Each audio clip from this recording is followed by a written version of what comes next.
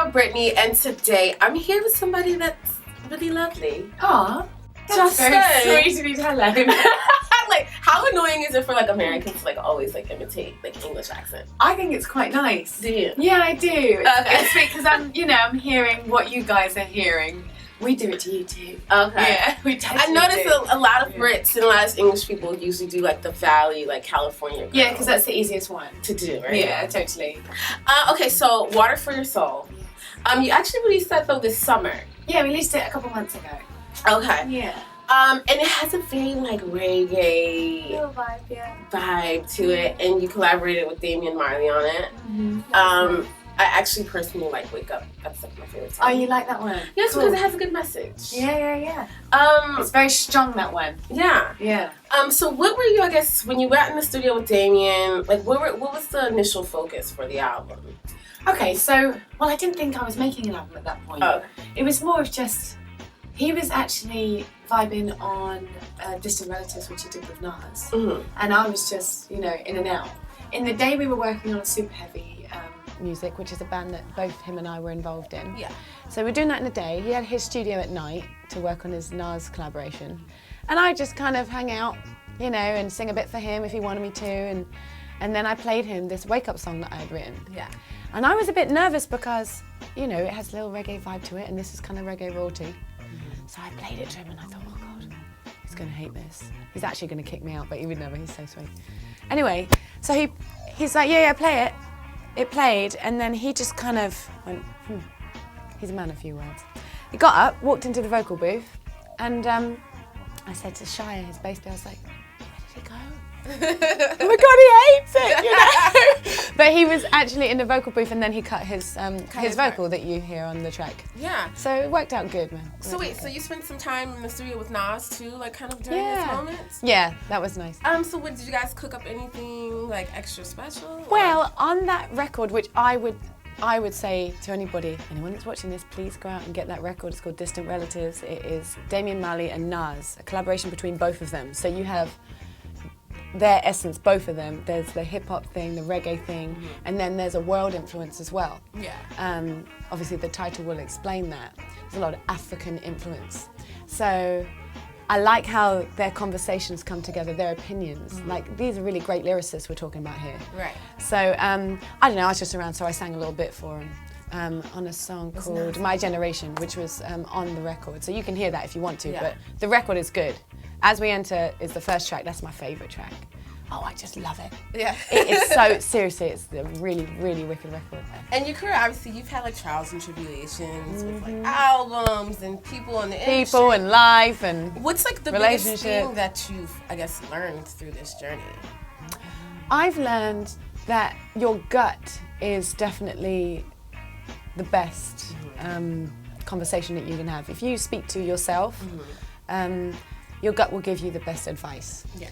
And every single time I have gone against my gut and gone with my head and maybe advice from others and, like adding 2 and 2 and looking at, spreadsheets or whatever it is, every time I've gone with that over my feeling, I have been wrong to do that. Yeah. So that I've learned, and now as it's often as possible, I stick now. with that. Well, I do a mixture, okay. And I do try to take advice from people still, but when it's a musical decision or an emotional decision, just do what feels good to you, because it's always right.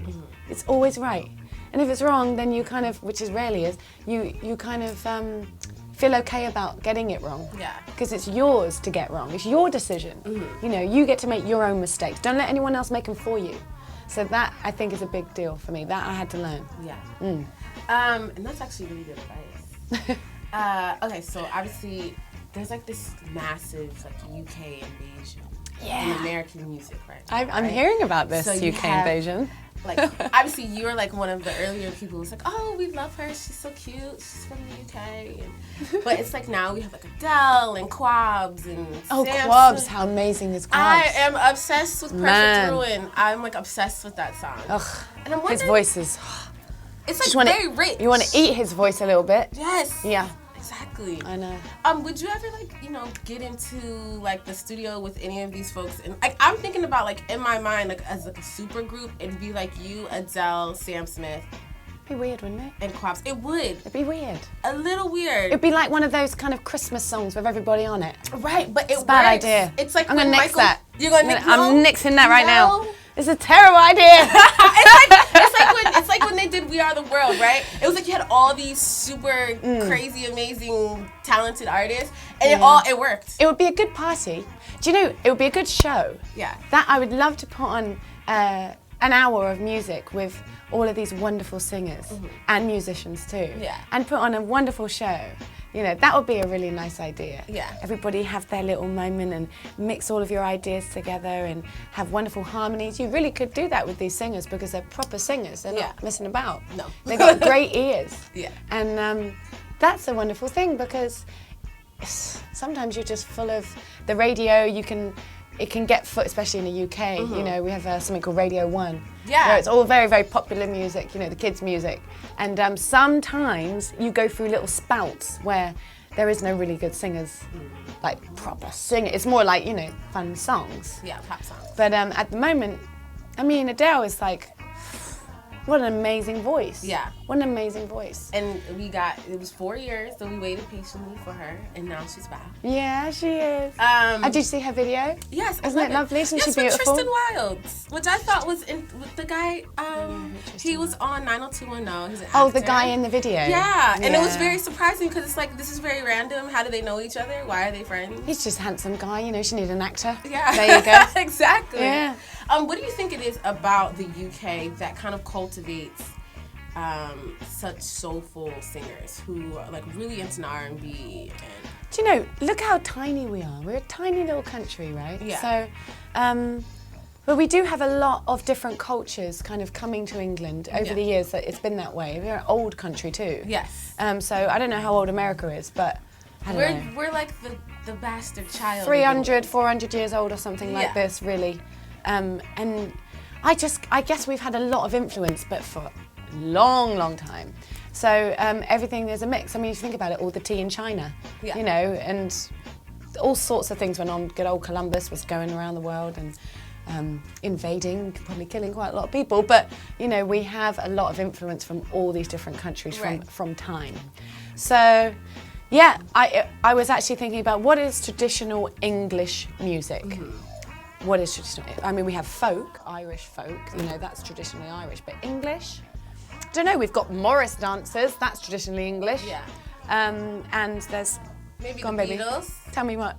The Beatles, no, the Beatles were inspired by American music. Right. And so was the Rolling Stones. Okay. You know, so, and It's you tough, know... that's a good question. It's, when you really, really think about it, what is that? Apart from, unless you go really, really, really traditional, which is easy to do. But, you know, what is it? Yeah. So we all share, we share.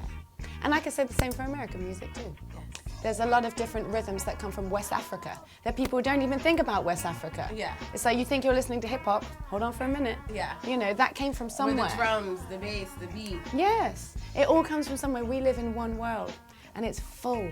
It's so full of all these wonderful sounds and we have an opportunity to share that. How are you planning to end your year? Well, I like Christmas a lot. Okay. So I'm going to have a Christmas party. What's your favorite Christmas song?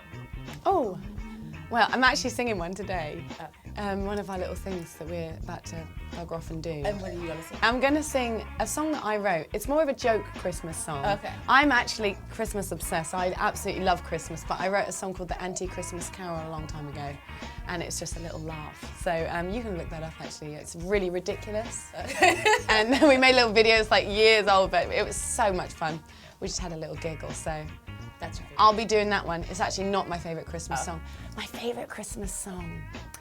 I like In the Bleak Midwinter. I like Away in a Manger and Silent Night. I love those songs. And O Little Town of Bethlehem. Such a good one. Oh, I love it. I know. It's good. Yeah, I do love Christmas. Hello, this is Joss Stone. You're watching GlobalGrind.com. Hope you're having a lovely day.